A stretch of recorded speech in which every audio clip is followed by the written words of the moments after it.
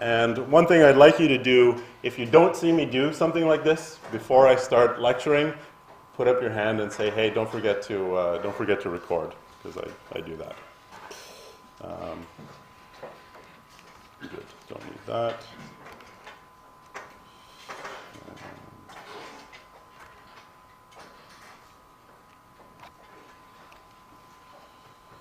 We'll just make sure the sound's on. Good.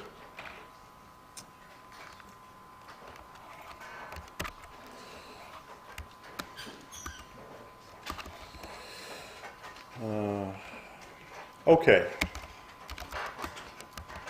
Today is the 9th, right? Oh, and as well, all of the files that I work with in class, so any code that I make, it gets stored in a file. That gets done in a public shared directory, which will also be available on the course website. So any of the code that we write in class, you'll have access to. Now, this chair is not ideal for this desk. I feel a little bit like a very small person sitting behind this desk, but I can still see you all, and hopefully you can at least see my head. So like I said, we're going to be working on the command line for the most part. For those of you who've never seen a command line before, this is what it looks like. There's usually some information about the computer that you're running on, and maybe some way of telling you what directory you're currently working in. Right now we're working in a directory called September 9th. So under Linux, this is just what's called a terminal. It'll be called the same thing under Mac OS X, and under Windows, you'll want to use PowerShell. So you may have difficulty finding it in the Start menu, but if you just do Start Run, type PowerShell, it'll come up. And is anybody still using XP? Okay. Cygwin's fine. Yeah, that will just make your Windows machine look more like a Linux machine. Okay, so we wanted to do our first Python, our first little experiments in Python. So let's do that. So from the command line, I type Python, and because things are configured properly for me, that fires up Python. Initially, you get a little bit of information about the version number. It's 2.7.3 for me. The really important thing here is this 2.7. So when you go to download and install Python, you will see that that there's a version 3 and there's a version 2.7 point something. Use 2.7. It's not that we're teaching you an obsolete version. What actually you learn in this case is the version that almost every major project written in Python is done in. So there's a lot more Python 2.7 code than there is Python 3 code out there. And there's also not much difference between the two. So if you learn 2.7 and then you work on a project that is using 3, there's not really much more to learn. The two are almost fine. Almost anything you do in 2.7 will work in 3. Okay, and then there's a little bit more information there. So this thing that we're looking at now, notice that it's a slightly different thing to the left of the blinking cursor. There's these 3 greater than signs, not this thing that we saw up here that was actually the shell. And I've noticed that in the past, sometimes people are confused about whether they're using the command line shell or whether they're using Python. Well, these 3 greater than signs means you're in the Python interpreter. What you're writing now, or what you should be writing now, are lines of Python code. If you leave that, you get back to something like this. Okay. So notice that there's a difference there. And I'm just going to use this argument that will, minus q new argument to Python that we'll talk about very shortly. Okay, so simplest thing we can do maybe is ask it what 2 plus 2 is. What's the answer? 4. A little bit more complicated, we can ask for 2 plus 2 plus 2. What's the answer? 6. Okay. How about, let's say, 2 plus 4? Well, that's not a surprise. That's 6. How about 2 plus 4 times 2? 10. So why 10? Yeah. So Python was a reasonably well-designed language, and it more or less does, if you've taken high school mathematics, it more or less does what the right thing, the thing that you expect it to do. And in this case, from high school mathematics, you remember that multiplication has a higher level of precedence than addition. So when you evaluate an expression like 2 plus 4 times 2, what you should do is multiply 4 and 2 first, and then add this 2 here. So you get the same thing as this. If that's not the behavior you want, well, you can specifically say add 2 and 4 together first and then multiply by 2. And what's the answer then? 12. So 6 times 2 is 12. So that's this BEDMAS order of operations. So brackets is the highest thing. So brackets group things together. Exponentiation is next highest, then division, multiplication, and addition and subtraction. Okay, so what about this? Anybody know what this means? Yep. Yeah, so this is the E in BEDMAS. This is the exponentiation. So this is 2 to the power 3, which is the same thing as 2 times 2 times 2, 3 times. So there is exponentiation in Python that's just part of the language naturally. That's not true in many other programming languages. So you get that there. And of course, it has a higher level of precedence. So if I do this 2 plus 4 times 2 to the 4, anybody tell me what that's going to do?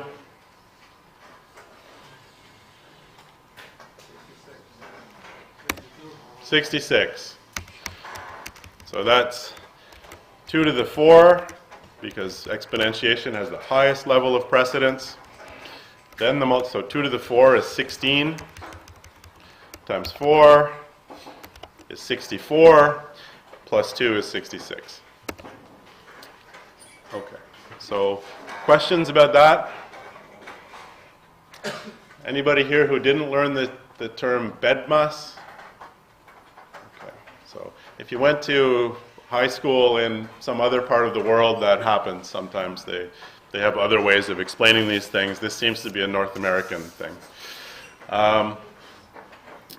Okay, now what about an expression like, oh, I don't know.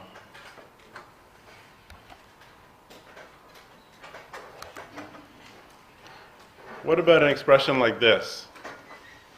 What's the answer there?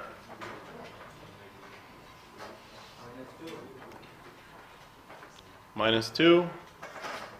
Yes? No? Okay. So that tells you something also about order of operations. What does it tell you? They work from left to right.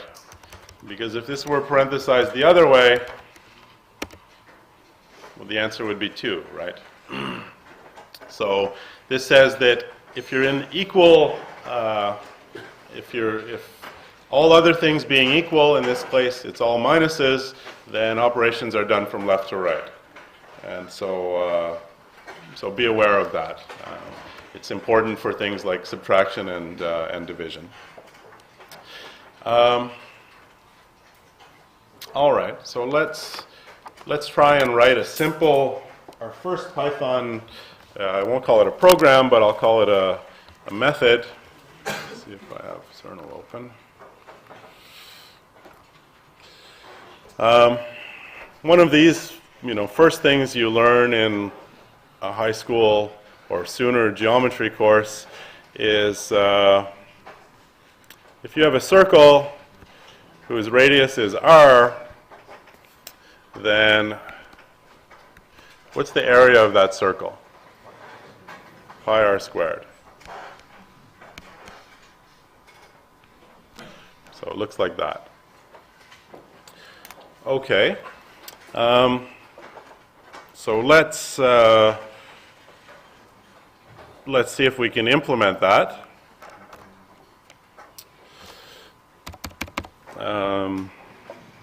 So we'll open a text editor.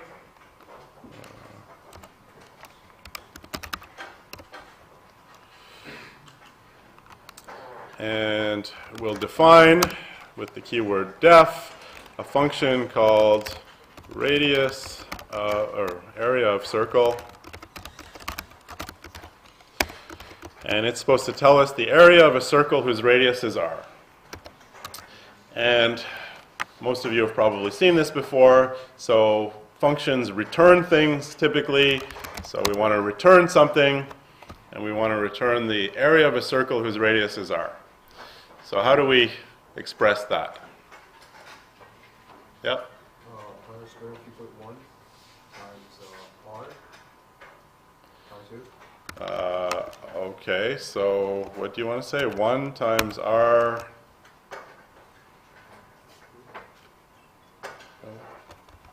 No, yes? Yep.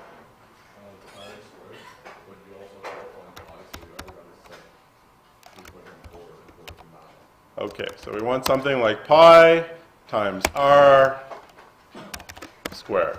Oops. So there's the r squared, but there's this pi thing. And, well, what is the value of pi? So, okay, so a few answers there. 3.14,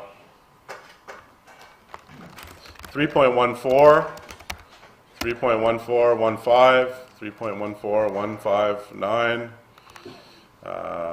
Let's see, here's a good, let's take the first line out of this expansion. So, as you probably know, the decimal expansion of pi goes on forever.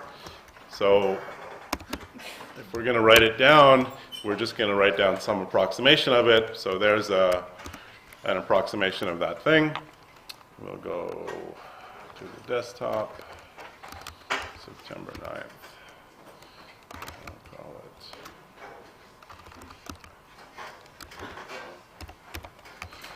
So I'm saving this file and I'm calling it september09.py. The .py is important. It's not critical for Python, but, well, it actually is useful for Python as well. But it's the signal to just about everything that this is what's in this file is a Python program. Okay.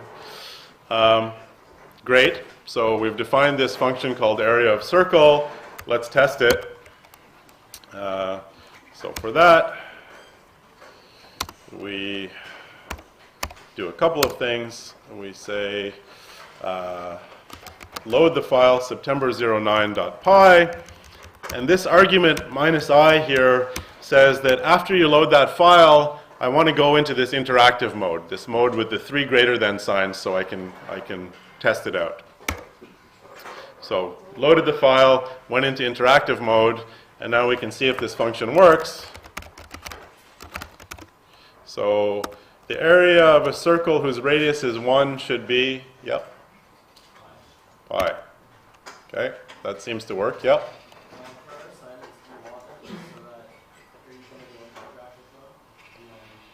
Yeah, so the part of the assignment, there's 2 parts. One is you submit a Python file with the solutions, and the other is you show your testing, which is actually a capture of what you did in interactive mode. So you define a bunch for the first assignment, or the first 2 assignments. It's basically defining a bunch of functions, and then you do what I'm doing here to show that you tested them and that they seem to work. Okay. So an area of circle of radius 1 is pi, and this looks like pi. area of a circle of radius 2 is what? 4 times pi. So something like this. This looks like it's working for us. Okay. So a couple of issues here with this code. It's fine and it seems to work fine. There's one thing I don't like about this little piece of code that we wrote is because we're talking about pi and the function is called area of circle, most of us can figure out what this is supposed to represent. That this thing here is an approximation of pi, and then there's the r squared in the formula. But that relies on us knowing somehow what pi looks like, and there's nothing in the code that really indicates it. So maybe a little bit nicer would be if we said, and we'll see a nicer way still, but if we said, look, we'll split this up a little bit and say, first, I'll define this thing called pi, and now when you look at this formula and you read it out loud, you see that it says pi r squared with times r squared, which will help you recognize even more that this is the correct formula for an area of a circle. So this is a trivial example, but it somehow makes this formula a little bit more readable. And that would be even more so if I had gone with this expansion of pi that ran across 20 lines or so of text. That would somehow, it would be nice to do that separately somehow. Okay, so there we did it. We just wrote our first function in Python. And not only that, but we also defined a variable. So we haven't tested this version of it yet. Let's do that. And so still seems to work exactly as before. The function does the same thing, but it introduces a variable while it's doing it. Okay. Let's try another simple geometric thing, which is area of a triangle. So there's lots of ways to talk about a triangle, but when you're computing areas, somehow the handiest way is to specify the length of the base of the triangle and the height of the triangle. Nothing else really matters for the area. And in that case, what's the area of the triangle? Somebody say really loud. Okay. Base times height divided by 2. Or 1/2 the base times height, however you want to view it. So the base times height divided by 2. So let's define the area of a triangle with base b and height h. That is base times height divided by 2. Done. So those of you who worked in Python or C++ or Java, notice there's very little overhead here, right? We want to define a function. There's basically 2 lines, the description of the function and the return statement, no semicolons, no curly braces, more or less just code that does something. So we load this up again and ask for the area of a triangle, let's say whose base is 2 and whose height is 1. So what's the area of that? 1. How about if the base is 1 and the height is 3? 1.5. Okay. So this seems to work. So 1 times 3 divided by 2 is indeed 1.5. Okay.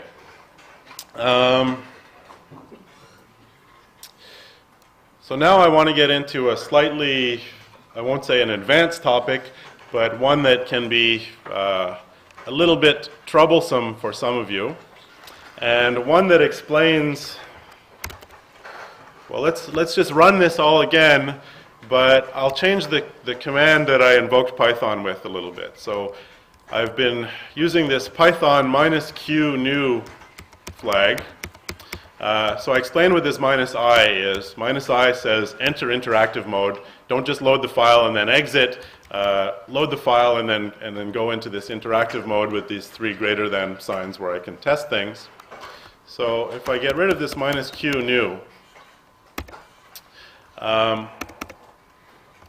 now let's try the area of a triangle whose, what did we say, 1 and 3. So what's the area of that again? 1.5. This says 1. Is there anybody who can tell me what happened there? Yep. Yeah. So Python is an evolving language. It's fairly new, and as it's growing, people are learning things about the choices they made. And early on, one choice that they made is that if you have 2 integers, so 2 whole numbers like 3 and 2, and you divide them, then the result should be an integer.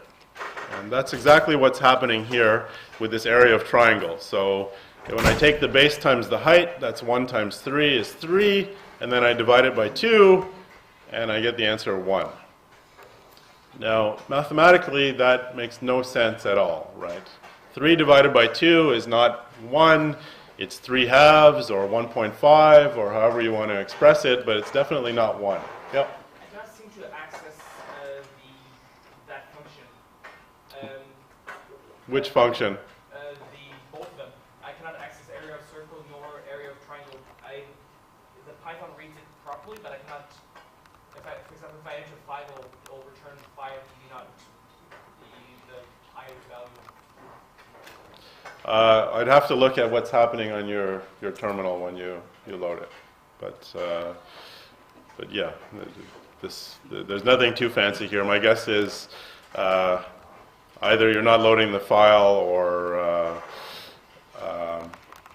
or you're actually back at the interpreter, back at the terminal. Okay, so 3 divided by 2 shouldn't be 1. And we can try this another way and say, well, what about 3.0 divided by 2? 3.0 and 3 are the same thing, right? That shouldn't change the answer, but in fact it does.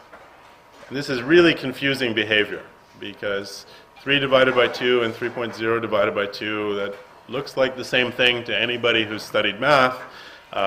It's only some strange feature of computers that you sometimes get errors this way. So something that the Python people did early on was they made this decision that 3 divided by 2 would be an integer, or an integer divided by an integer should be an integer, and they realized what a horrible mistake that was. And so they redefined the language. But the problem with programming languages is once people use them, they write a lot of code that depends on certain behavior. So there was a lot of code that depended on things like 3 divided by 2 being equal to 1, or more generally an integer divided by an integer being equal to 1. And so they still had to support that old code, but they wanted all the new code to not work that way. And so this -q new flag says, look, I'm aware that there was this change in the Python language that changes the way division works, and I would like the new way.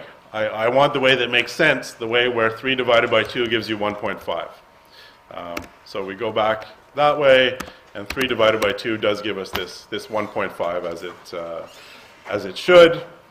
This is really the right way, the way it should have been done. And actually, if you're writing, there's another way to get the same behavior. If you don't want to make sure that whoever runs your software always necessarily has to remember to put this -q new, you can use this line in your Python file. You say from __ future _ import division, which says go to some place called the future and import what division means in the future. And the future is, is where a place where division makes sense.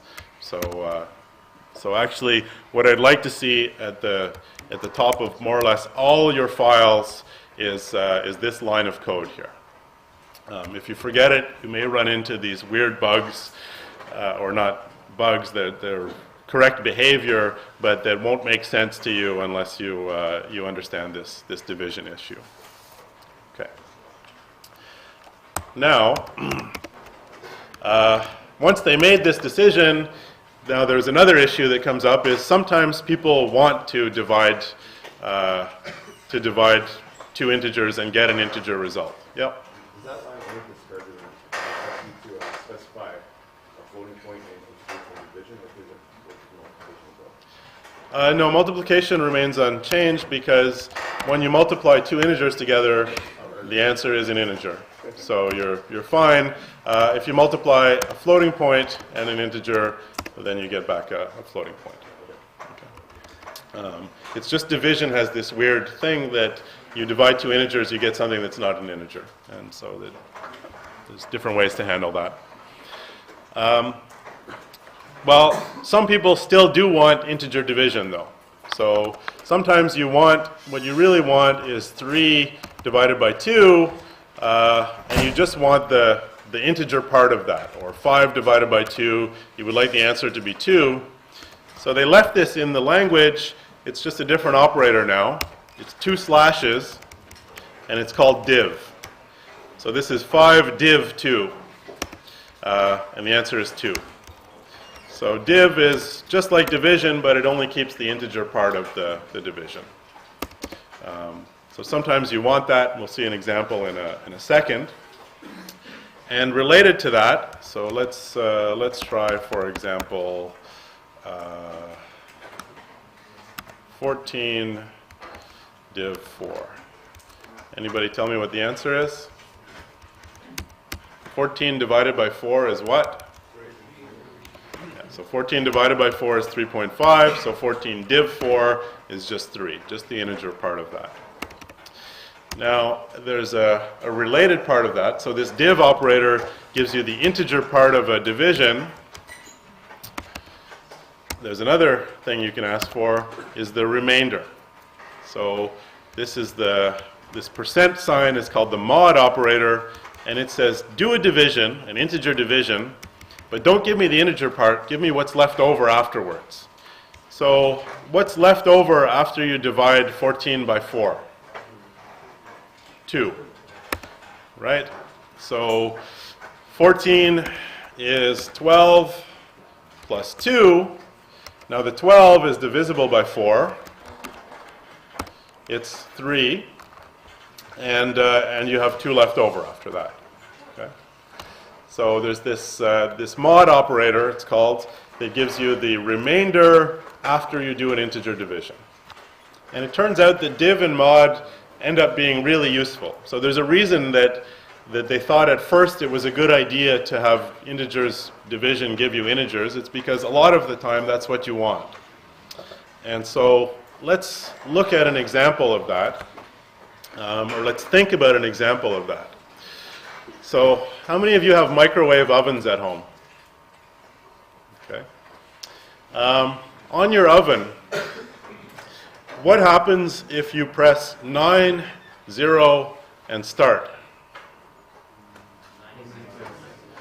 So you cook something for 90 seconds.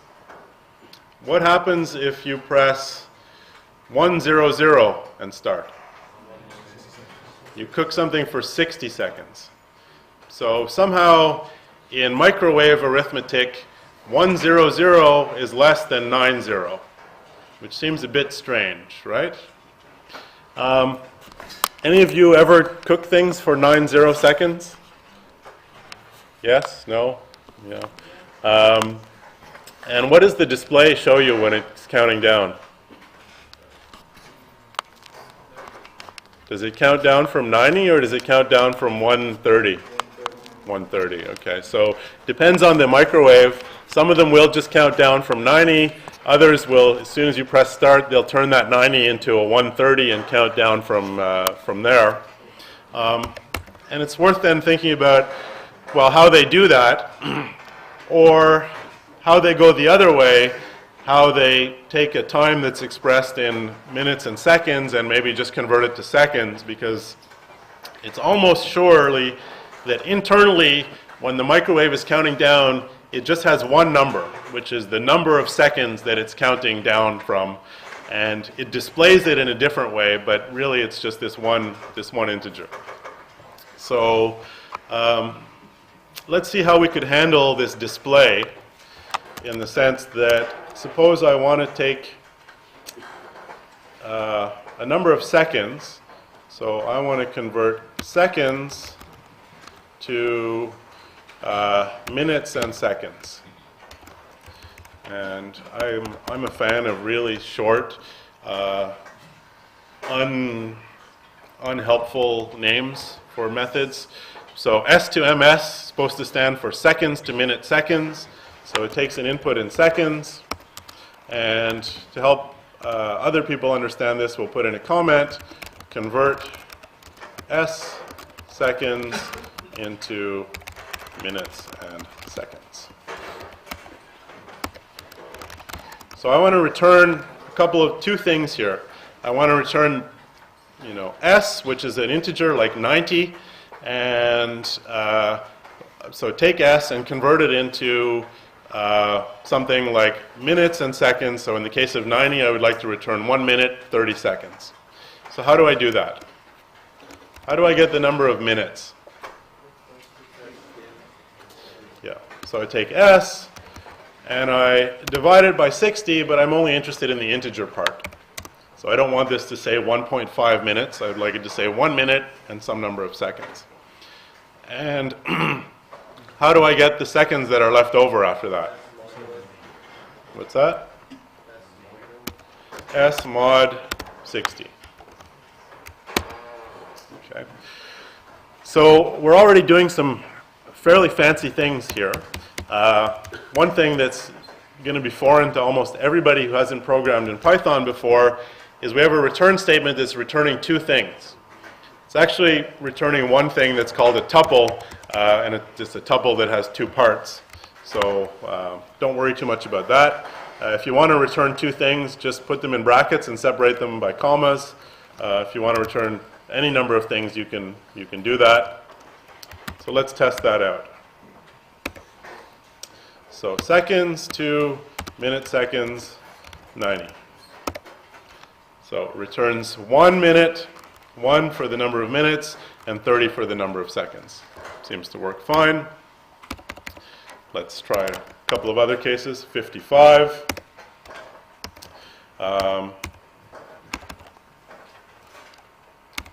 900. Anybody tell me what that is? Really quick. Oh, too slow. 15 minutes. Well, somebody said it.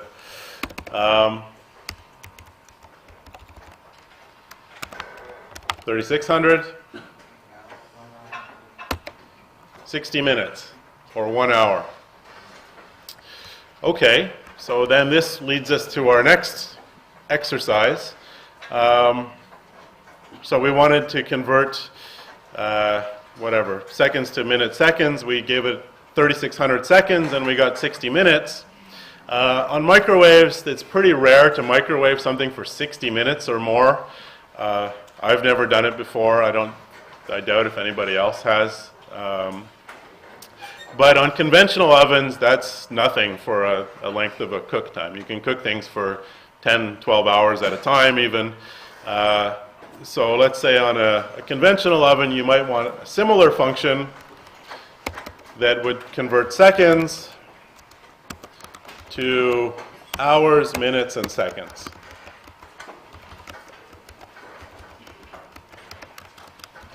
So my hands are not working very well today because this keyboard is up here. I'm normally not this bad of a typist.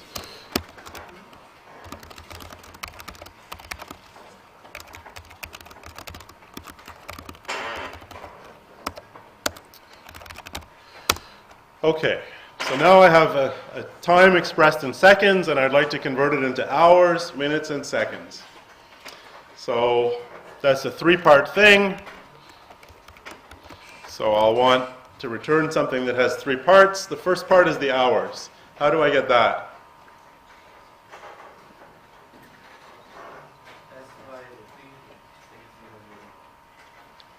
S divided by 3600. So let's actually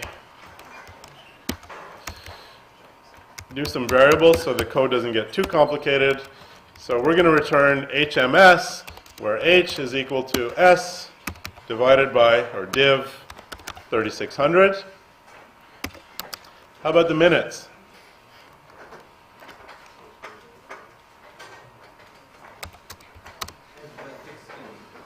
All right, minutes is number of seconds divided by 60. And how about seconds?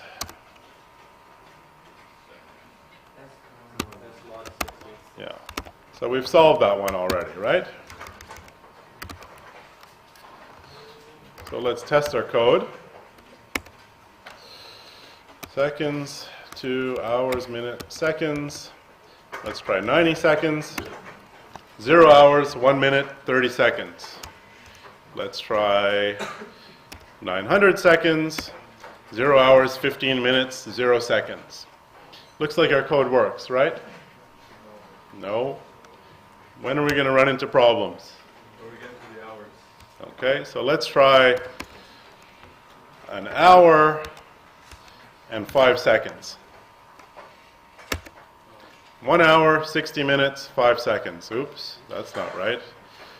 So it's 1 hour is right, 5 seconds is right, but this 60 minutes is not quite right. Right, this should be 0. The 60 minutes is already counted in the hour. So now we have to go back and fix our code. So what's the problem? So the problem is this M here is not correctly computed. And how do we fix that? Yep. Should the S mod 3600 div 60? Okay. So after we computed the hours here, so what are the hours? Well, the hours are multiples of 3600. So we've already gotten rid of all of those multiples of 3600. So we'd like to forget about those now. Because if we keep those, then when we compute the number of minutes by dividing by 60, we're going to get things that are bigger than, well, if S is bigger than 3600, we'll get minutes that are bigger than 60, and we don't want that. So let's just wipe out from S everything that is a multiple of 3600. Right? That's what the mod operator does. It says divide by 3600 and keep whatever is left over. Up here, when we took the hours, we already counted all the multiples of 3600. They're accounted for in the hours. All we want now is what's left over. So we take our seconds and readjust them by only keeping what's left over after the hours. And now when we compute the minutes, we're fine because the number of seconds now is less than 3600. It's at most 3599. Okay. Is that clear to people? So to some of you, yes. To some of you, it won't be. Yep. Yep. So this just says I want to assign to S, to this variable S, I want to assign it this expression, S mod 3600. So evaluate this expression on the right, S mod 3600, which says, divide S by, what happens, what's left over when you divide S by 3600, and then assign that to this variable on the left. It can be a little confusing for people sometimes because the same variable appears on both sides, but just think of it as the right-hand side is evaluated first, and that gets assigned to the value on the left. It doesn't matter if it's S or something else on the left. Yep.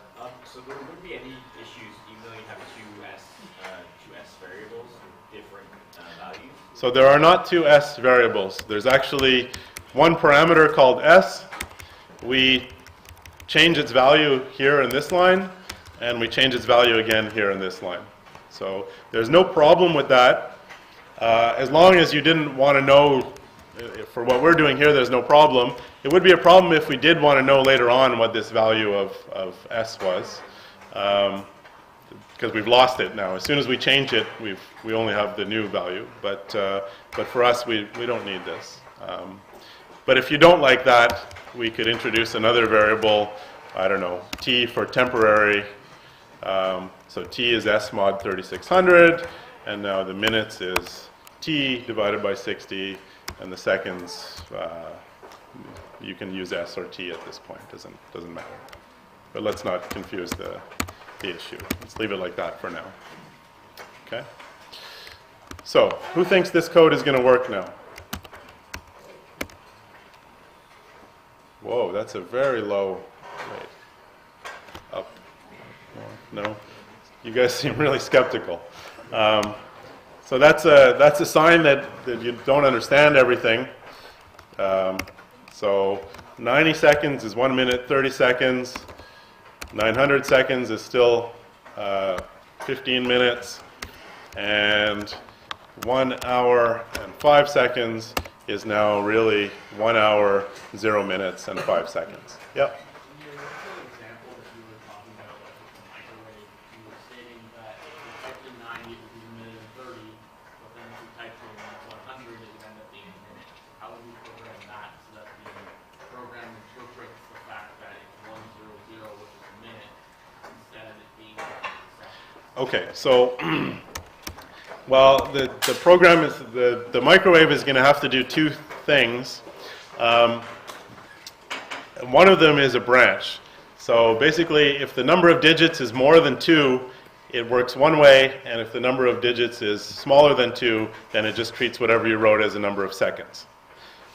So branching we're going to do shortly, not yet, but we can look at that second part where you would like to take minutes and seconds and convert those to seconds, right? So let's say I gave you a time that's expressed in minutes and seconds, and I just want you to tell me how many seconds that is.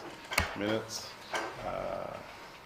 and minutes and S into seconds. So what would the formula for that look like? So like 5 minutes and 3 seconds is what?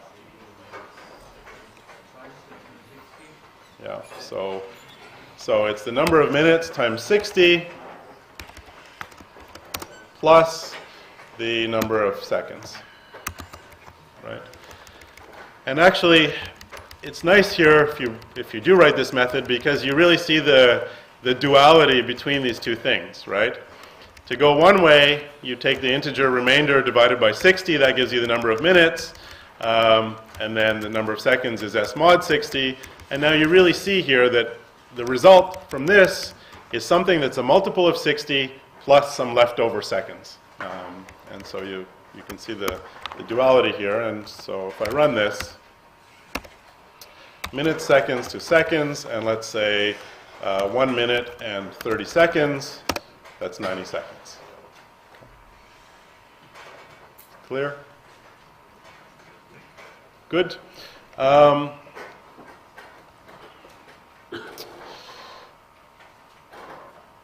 Okay, so we've seen now these different types of numbers, floats and integers. Something else you can look at in Python, or that's useful to know about, is well, integers are kind of special. So for example, if I take an integer raised to the power of an integer, I get an integer. Nothing too exciting about that, except that I can do in Python fairly big powers. So 2 to the 456, what's that? About how many digits does that have? Yeah, it'll be something like, I don't know, 150 digits or so. Is this going to work? Yes. Yes. So there it is. That's 2 to the 456. No sweat for Python. Does that work in other languages that you program in? No. Yes? That's a good question. So this L here is telling you that this is the exact answer. This is exactly 2 to the 456. But to give you that, I actually had to change this number into a different kind of number, a long integer. Good thing about long integers is all of the things you can do with integers you can also do with long integers. So it just handles this for you. This is just, because it's displaying this to you in the terminal, it thinks you're a programmer, and you'd like to know, for instance, information about this thing, that this isn't just any integer, this is a particularly long integer. It means its internal representation has changed, but that doesn't really bother us. Okay. And there's really no upper bounds here. It'll make these integers as long as it needs to represent things. On the other hand, if I take a floating point and raise it to a power, well, I get something like this. So I get another floating point, and it's expressed now in this funny notation. It's actually scientific notation that you guys learn about scientific notation. Took a physics course or a chemistry course. So it says that the answer 2 to the 456 is 1.86 something something something times 10 to the 137. So let's compare that to 2 to the 456. So 1.8607071341967536. So it kind of chops it there and says, look, you probably don't care about more than this. It's this number plus a whole bunch of zeros, or close enough. So this is some feature of Python that integers, if you only do integer arithmetic and avoid division, well, you get back integers and you get back the exact answer. If you do floating point arithmetic, so these non-integer numbers, well, you'll get back these sort of approximate answers. This is not exact anymore. Okay, one quick thing to show you. If I say 2 plus 2 is less than, I don't know, 3 plus 2, what's the answer there? True. So notice that's something different. This is not an answer like we've been getting before. So far, up until this point, we only got numbers. How about 2 plus 2 is bigger than 3 plus 2? False. So there we get another answer. And so actually this tells us there's something else funny going on here. And what's this other funny thing? Well, there's this whole other kind of operator now, which is this comparison operator, less than, there's this comparison operator greater than, which fits somewhere into this whole scheme of order of operations. So we said, well, order of operations obeys BEDMAS, but BEDMAS doesn't talk about anything to do with comparisons. So if C is for comparisons, where does C go in this word BEDMAS?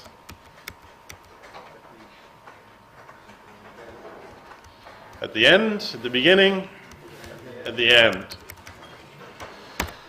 So comparisons get done after everything else, right? So notice here, to evaluate this, we really want to add 2 and 2 together, we want to add 3 and 2 together, and then we want to check the 2 results. We're not comparing 2 and 3 and then adding some stuff to that. We want to do this comparison as the last thing. And so keep in mind now, BEDMAS is getting bigger. There's this whole other class of operations now, comparisons, which fit in at the end. And there's let me just check one more.